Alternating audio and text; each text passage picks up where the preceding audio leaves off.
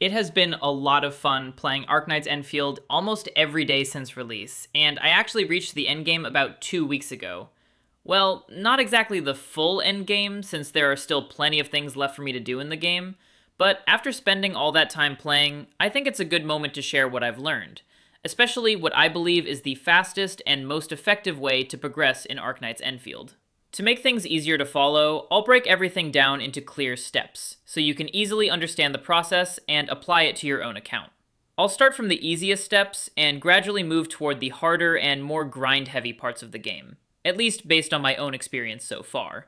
So without further yapping, let's jump right into it. Let's start with the simplest step first, opening the map. At first, this might sound very straightforward. You might think all you need to do is run around, unlock the teleport points, and the map will gradually open up, right? Well, not exactly. While that approach works for the earlier areas, unlocking the later maps actually requires you to progress through the main story. And when I say opening the map, I don't just mean unlocking teleport points. It also means unlocking all the pack locations and refugee camps. So far in version 1.0, there are 2 pack locations, one in Valley 4 and another in Wuling City. To reach Wuling City, you will need to progress through the story until you reach that part of the map, which can take quite a bit of time. As for refugee camps, there are currently 3 in the Valley 4 region, one in Valley Pass, one in Originium Science Park, and one in Power Plateau.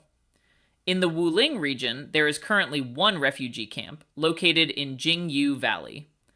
All of these refugee camps will only unlock after you open the surrounding map areas and complete the required quests. Since this often involves progressing through the story and defeating some fairly challenging bosses, especially for beginners, it's a good idea to level your characters alongside your exploration progress. That said, for early progression, the most important thing you should focus on is opening as much of the map as possible. Doing this will make many other systems much easier to access later in the game. One more important thing to note. Many progression activities, such as farming money, character EXP, weapon EXP, and talent materials, require you to unlock the specific areas where those activities take place. This means you don't just need to reveal the map, you also need to enter the area and access the battle zones. So keep that in mind while exploring and unlocking new regions. After opening the map, the next natural step is progressing your character levels. Since you'll be advancing through the story and fighting many enemies and bosses along the way, leveling your characters becomes absolutely necessary. I place character leveling first because it's the most fundamental form of progression. Higher levels give you better base stats, which directly increases your damage and survivability.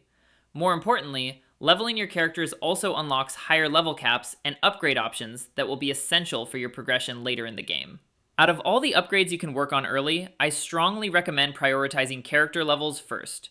For progression, my personal recommendation is to bring your main characters up to around level 80 while you are still progressing through the version 1.0 story, up to the Wuling section. Anything beyond level 80, in my opinion, starts to fall into endgame territory.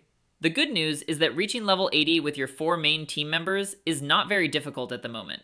Because of that, this should be one of the first major goals you aim for during early progression. Naturally, after leveling your characters, the next source of stats will come from your weapons. This part can feel a little more complicated, mainly because in this game, you can't obtain weapons from the character banner.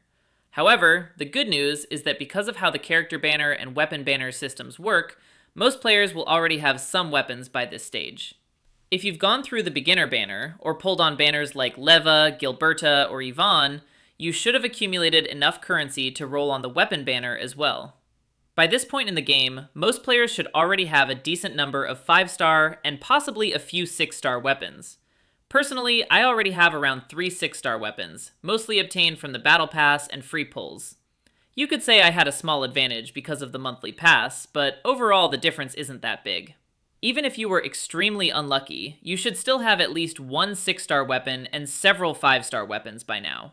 So the goal for weapon progression at this stage is very simple. Make sure all 4 characters in your main team are equipped with at least a 5-star weapon. Of course, if you have more 6-star weapons, that's even better, but 5-star weapons are perfectly fine for progression. After equipping them, focus on leveling each weapon up to level 80. The reason is the same as leveling characters. It's one of the easiest and most reliable ways to increase your stats. More stats mean more damage and better survivability, which will make the rest of the game much smoother. And really, it's as simple as that. After you finish leveling both your characters and weapons to level 80, the next step is upgrading your character ability matrix. The ability matrix consists of two main parts, talent nodes and combat nodes. Different players may approach this in different ways, but personally, I recommend prioritizing talent nodes first. The reason is simple. Your character level cap is tied to the talent nodes, and these nodes also unlock unique abilities for each character. Because of that, I suggest clearing as many talent nodes as possible before moving on to combat nodes. Once you have unlocked everything necessary to reach level 80, you can then start focusing on the combat nodes. Combat nodes can vary depending on the character, but I have a simple tip so you don't overcomplicate things. For your main DPS, you should upgrade all combat nodes, including basic attack, battle skill, combo skill, and ultimate. You might wonder why basic attack is included. The reason is that, at least in version 1.0, most main DPS characters still perform a large number of attacks through their basic attacks. Because of that, upgrading basic attack can still contribute a significant amount of damage. While it's true that most of your burst damage will come from ultimate, combo skills, or battle skills, basic attack is still something you should not ignore for your main DPS. For buffers and support characters, things are much simpler. You generally don't need to upgrade their basic attack. So far, no support characters really benefit much from it. Instead, focus on upgrading their battle skill, combo skill, and ultimate. The priority depends on the character, since some supports provide their main buffs through battle skills, while others rely more on combo skills or ultimates. One final tip. For early progression, level 6 on combat nodes is a very comfortable stopping point before entering true endgame. Reaching level 6 is fairly easy, even for all 4 members of your main team, and it provides more than enough power to continue progressing through the game. After you've completed steps 1 through 4, it's time to move on to what I personally consider the most annoying part of the game. Of course, some players actually enjoy this section, but for me, it's definitely the most tedious one. Welcome to the factory system, the bread and butter of Arknights Enfield version 1.0. This is one of the most crucial progression systems after the first 4 steps I mentioned. If you don't work on this system, you simply won't be able to access many of the later upgrades and progression paths in the game.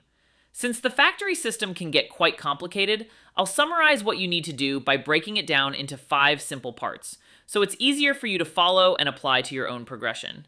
The first thing you need to do is collect protocol data loggers in order to unlock the AIC index.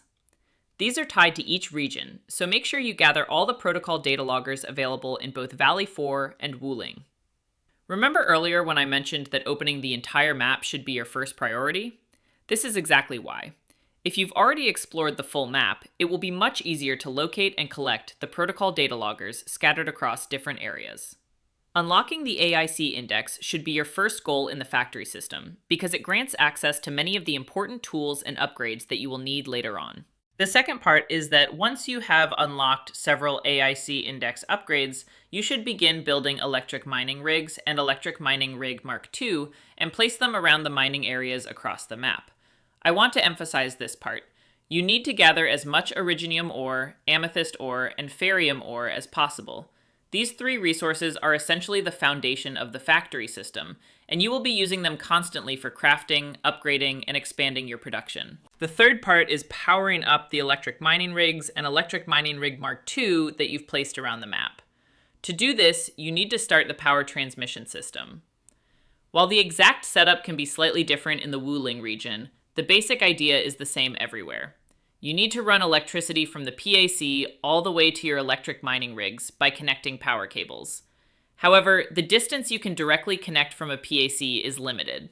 Because of that, you'll need to extend the power network using relay towers and electric pylons. The general setup works like this. First, connect the PAC to a relay tower, then connect that relay tower to another relay tower, and continue chaining them until you reach the area near your electric mining rig. Once you are close enough, connect the nearest relay tower to an electric pylon, which you place near the electric mining rig. This creates a power flow where electricity travels from the PAC to the relay towers, then from the relay towers to the electric pylon, and finally from the electric pylon to the electric mining rig, allowing it to operate. One thing to keep in mind is that relay towers can technically power nearby electric mining rigs directly. However, their power range is much smaller compared to electric pylons. Because of that, in most cases, you'll prefer using electric pylons to efficiently power your mining rigs. You might notice that even after placing all your electric pylons and electric mining rigs, some of the machines still don't work. Why? Because you simply don't have enough electricity to power everything. When you enter a PAC or a refugee camp, you'll see an indicator at the top center of the screen showing the electricity capacity for the entire region. If that capacity isn't high enough, your machines won't be able to run. To increase your electricity capacity, you need to build batteries or thermal banks. Since you're still in the early stages of progression, it's perfectly fine to focus on building thermal banks first and powering them with the easiest resource available, originium ore, the brown one. Later on, once your resources are more stable, you can gradually upgrade your power system by producing higher tier batteries, the green, blue, purple, and eventually the Wuling batteries.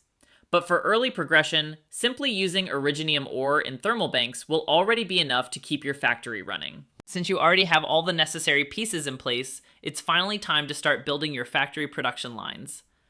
I won't go into too much detail here because the system can already feel complicated, and explaining every step would probably make it even more confusing. The basic idea is simple. First, decide what item you want to produce. For example, medicine is a very important item to craft since you'll need it for tougher fights and boss battles. Once you know what item you need, you can start building a production line for it inside your factory. You can either design the production line yourself or simply use a blueprint. Blueprints are very easy to find online, and they can save you a lot of time if you don't want to figure out the layout on your own. And that's basically the overview of the factory system in version 1.0 of Arknights Enfield. I really want to emphasize this. Do not ignore the factory system. It is an extremely important part of progression in this game. If you neglect it, your progress will slow down significantly. Once your factory system is up and running, you can move on to improving your character's damage again. And the reason I told you to set up your factory first is that it makes the next step, the gear system, much easier to handle. Why did I emphasize setting up your factory properly even in Wuling? Because at the moment, the best gear requires materials that are generated specifically from the Wuling region, often combined with several other crafted items. In particular, you'll need materials like Wuling stock bills, and most importantly, Zeronite components. By clearing and upgrading all the PACs and refugee camps in the Wuling region, you gain access to larger factory areas.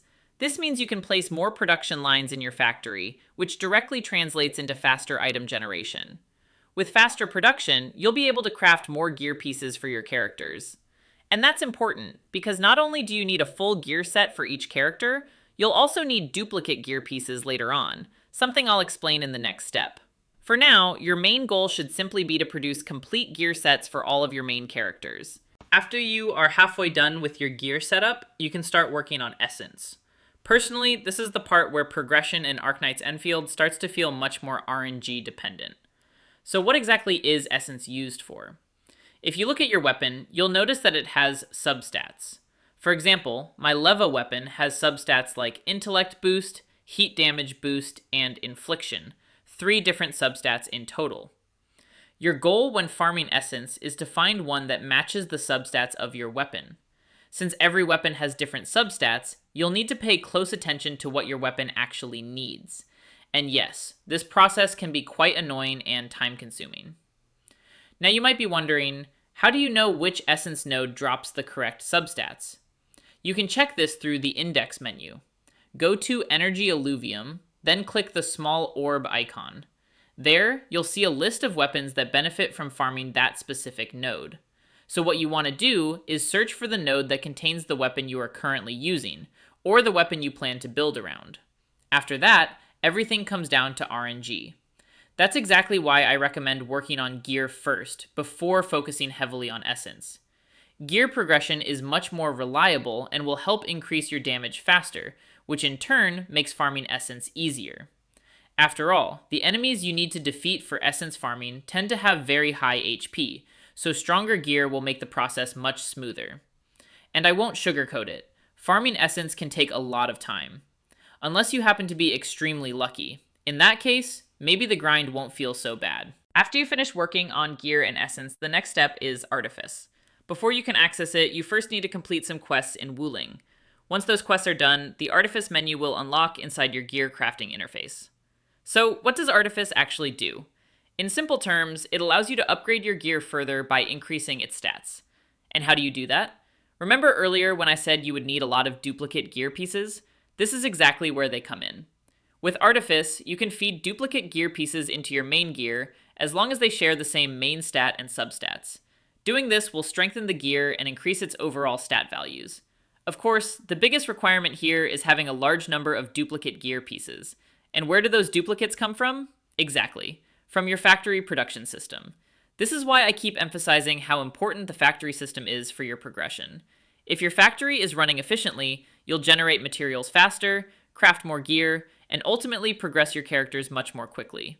So once again, don't underestimate the factory system. It plays a huge role in strengthening your characters in this game. After you've completed everything I mentioned earlier, you're essentially entering the endgame phase. At this point, your main task is simply tying up the remaining loose ends. You'll want to push your characters from level 80 to level 90, upgrade your weapons to level 90, and fully max out your character ability matrix. On top of that, you'll also begin min-maxing your essence and artifice, refining your gear as much as possible. Once all of that is done, there really isn't much left to do. The biggest grind here is leveling from 80 to 90. It requires an enormous amount of T-creds, and the amount of in-game currency you get from each farming run isn't exactly generous. Because of that, this step takes a lot of time and effort, which is why I place it at the very end of the progression path. After you reach this point, the cycle mostly repeats whenever a new character is released. You go back through the same process again to build them up. For now, though, things feel a bit quiet. The excitement around the game has slowed down a little, at least until we see what version 1.2 brings. Personally, I'm not very interested in most of the characters announced for version 1.1, so I'm mostly just waiting to see what comes next. So that's pretty much everything for today's video. This video might not be as detailed as some of you expected, since it's meant to be more of a general overview of progression, especially when it comes to the factory system section. Maybe in the future I'll make a separate video specifically for the factory system, so it can be explained in a clearer and more digestible way for new players. And just to be clear, I'm not claiming to be some kind of pro player who knows everything about the game. I'm simply sharing what I've learned so far, and what I believe is the most efficient way to progress without wasting too much time early on. Other than that, what do you think about Arknights Enfield? Are you enjoying the game so far? Let me know your thoughts in the comments below. If you enjoyed this video, don't forget to like and subscribe. It really helps support the channel. And as always, I'll see you next time. Bye bye!